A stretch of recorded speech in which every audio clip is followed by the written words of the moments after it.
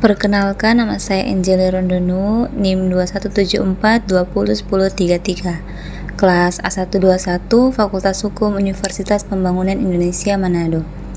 Saat ini saya akan menjelaskan mengenai United Nations Convention on the Law of the Sea atau UNCLOS. Dalam upaya penyusunan UNCLOS oleh PBB, alasan perkembangan hukum laut tradisional yang dasar-dasarnya telah diletakkan oleh Hugo de Groot menjadi hukum laut modern. Yang pertama, ketergantungan penduduk dunia yang semakin besar terhadap laut sebagai sumber kekayaan alam, baik hayati dan non-hayati. Kedua, kemajuan ilmu pengetahuan dan teknologi. Ketiga, kebangkitan negara-negara merdeka yang ingin perubahan dalam tata hukum laut yang selama ini menguntungkan negara maritim maju. Selain itu, lahirnya konsep-konsep baru seperti A. Landasan kontinen, B. Jalur perikanan, C. Zona ekonomi eksklusif, D. Negara kepulauan, sehingga mendorong diadakannya Konferensi Hukum Laut PBB tahun 1958 yang pertama, 1960 yang kedua, dan 1973 sampai 1982 yang ketiga. UNCLOS adalah sebuah treaty yang lahir dari hasil konferensi-konferensi atau pertemuan bangsa-bangsa yang difasilitasi Perikatan Bangsa-Bangsa. Konferensi Hukum Laut tahun 1958 dilaksanakan di Jenewa, menghasilkan 4 konvensi, yaitu A. Tentang laut teritorial, B. Tentang laut lepas, C. Tentang perikanan dan perlindungan kekayaan hayati laut lepas, D. Tentang landasan kontinen. Konferensi Hukum Laut yang kedua tahun 1960 masih dilaksanakan di Jenewa, tidak menghasilkan suatu kesepakatan apapun atau konvensi.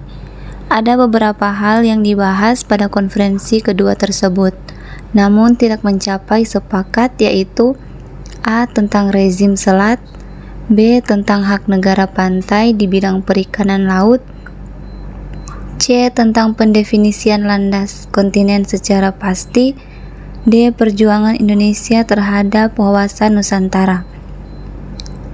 Konferensi ketiga tahun 1982 yang dimulai sejak tahun 1973 sampai dengan tahun 1982 terlaksana di Teluk Montego atau Montego Bay, negara Jamaika, dan menghasilkan satu konvensi, yaitu dari 17 bab 320 pasal dengan 9 aneks atau lampiran.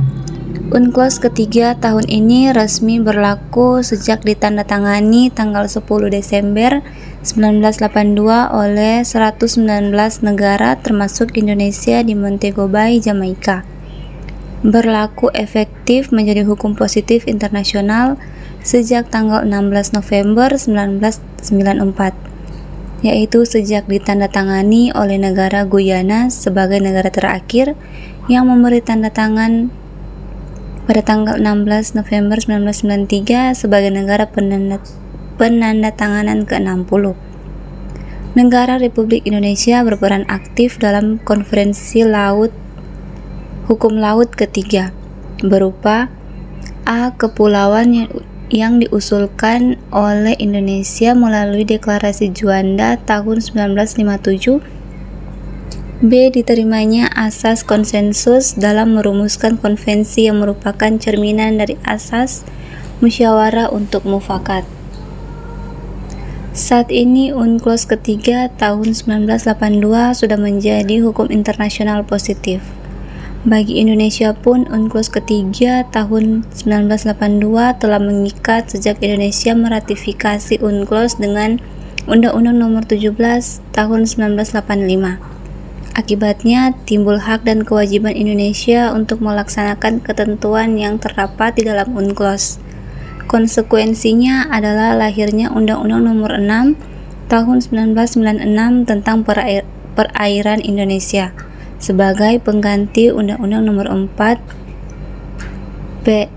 PRP tahun 1960 tentang perairan Indonesia.